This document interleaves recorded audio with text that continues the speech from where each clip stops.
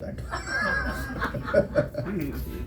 You're welcome. Because I live for this moment every month. Yes. I live for this moment. Thank you, sir. Thank you, Raju, sir. I mean, K. Raju, sir. Thank you very much, sir.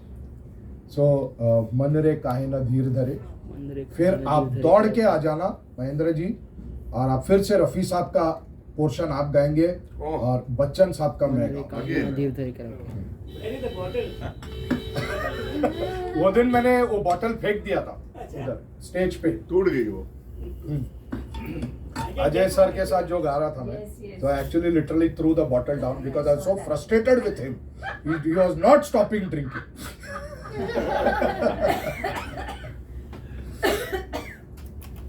एक second शुरू नहीं करना, batsman ready नहीं है, batsman umpire को कुछ बोलना चाह रहा है। ये गाना बहुत आइकॉनिक है, चित्रलेखा फिल्म से प्रदीप कुमार पे फिर से पिक्चराइज किया गया। रफ़ी साहब, रोशन साहब कॉम्बिनेशन एंड साहिर लुधियानवी। सो साहिर साहब बहुत बड़े लिरिसिस्ट थे, one of the celebrity lyricist in Hindi films, और उनकी अलग अपनी एक पहचान थी, उनका एक अपना स्टाइल था, और वो ही was no nonsense lyricist and he knew the value of what he brought to the table and he behaved like that, you know. And कहते हैं कि अमृता प्रीतम और उनका बहुत गहरा दोस्ती था, तो उसके वजह से भी वो गाना इंस्पायर्ड है कभी कभी में।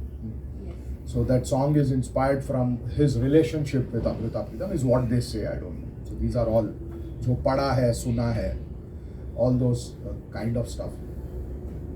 ख़त्म करने के पहले रफ़ी साहब कितने बड़े आदमी थे वो तो हम जानते हैं, लेकिन कितने अच्छे इंसान थे ये भी हम जानते हैं। लेकिन एक छोटा सा स्टोरी कि there was a musician who needed money for his mother's treatment, और हर महीना एक पर्टिकुलर तारीख पे उनको वो पैसा घर पे मनी ऑर्डर आता था, और उनको पता नहीं चला कि वो कौन वो पैसा भेज रहे हैं। फिर रफ़ी साहब का इंतकाल हुआ तो उस महीने वो मनी ऑर्डर नहीं आया, एंड देन ही रियलाइज्ड कि ये पैसा रफ़ी साहब भेज रहे थे बिना किसी को बताए, क्योंकि वो अगर वो बोलते मैं दे रहा हूँ तो कोई पैसा लेता नहीं।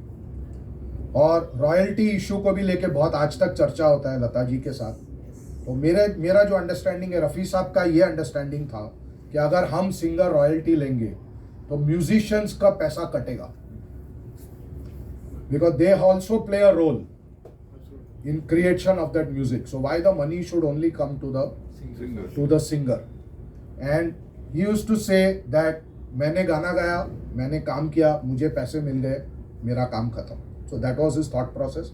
बट लता जी की वजह से आज सारे सिंगर्स को अपने रॉयल्टी मिलते हैं, and so I don't know what is correct what is wrong, but this is just a story.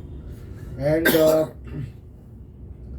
आखिरी बात क्या बोलना चाह रहा था मैं रफ़ी साहब के बारे में, I think I just slipped my mind, it's okay. So he was a great man and we are very honoured that we have the opportunity to pay tribute to Rafi Sahab. और इस स्टेज पे मेरा मतलब है एंटरटेनर म्यूजिकल स्टेज से हमने सब legends को ट्रिब्यूट दिया आज तक, लता जी को, आशा जी को, किशोर दा को, रफ़ी साहब को, मुकेश को पार्टली दिया है। अगला शो राजू सर आपकी मनोकामना पूरी करेंगे और हम मुकेश जी का एक स्पेशल करेंगे।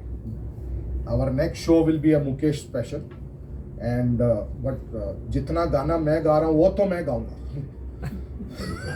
तो अब मेरे पे गुस्सा नहीं करना। फायदा नहीं है। He's a very naughty boy. So we will all celebrate the life of Mukesh. Some stories about Mukesh's life also we will discuss. So Raffi Saab, the reason I love him so much, apart from the fact that he's a great singer and one of a kind voice, he's a fantastic human being. You'll never get a video somebody criticizing Mohammad Rafi. You'll never get a video like that. Somebody is criticizing Mohammad Rafi. मतलब इस level के वो इंसान थे, right. मन रे काहे ना धीर धरे, और उसके बाद फिनाले सॉन्ग, फिर ग्रुप फोटो, फिर जो भी कुछ बोलना चाहे, मोस्ट वेलकम।